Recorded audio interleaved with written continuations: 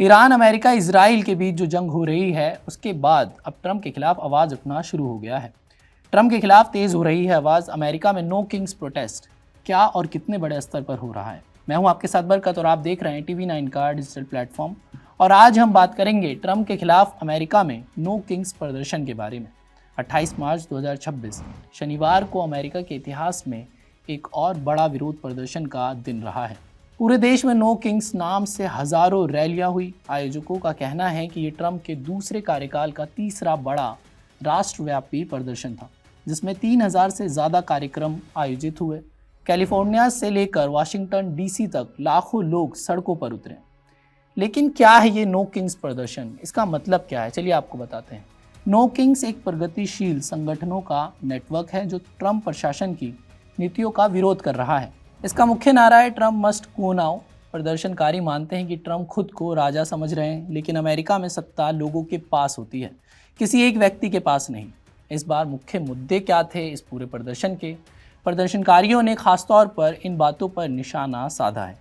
ICE यानी कि immigration and customs enforcement द्वारा की जा रही बड़े पैमाने पर गिरफ्तारियां और इससे जुड़ी मौतें, ईरान के साथ चल रहा अमेरिका का युद्ध जो लागत बढ़ रहा है और लोगों की जान ले रहा है, बढ़ती महंगाई और जीवन यापन की लागत, बोलने की आज़ादी, नागरिक अधिकारों और वोटिंग अधिकारों पर हमले, इन 3 मुद्दे जो ये तमाम मुद्दे थे, इनको लेकर आवाज़ उठाई जा रही है।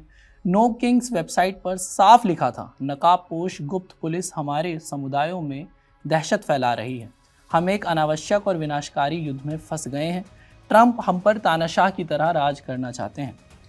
लेकिन ये प्रदर्शन कहाँ कहाँ हुए? देश भर में रैलियाँ हुई। मिनेसोटा के सेंट पॉल में सबसे बड़ी रैलियों में से एक हुई।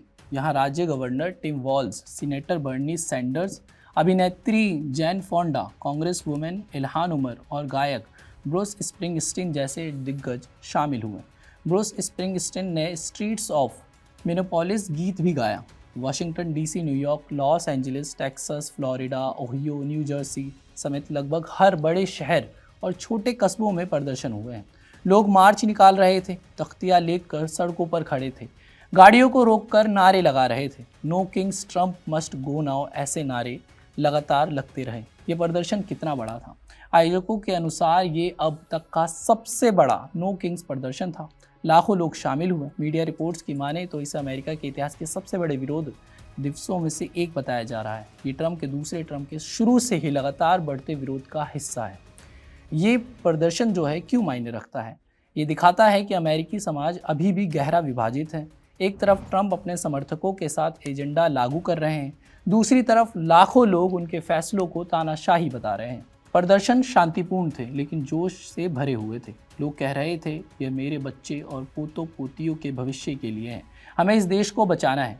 दोस्तों, नो किंग्स आंदोलन अभी जारी है। आने वाले दिनों में और बड़े प्रदर्शन हो सकते हैं।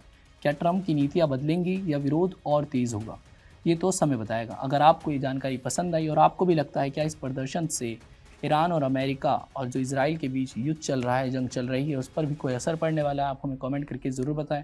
और देश और दुनिया भर की तमाम खबरों को देखने के लिए TV9 डिजिटल को सब्सक्राइब भी ज़रूर कर दीजिए।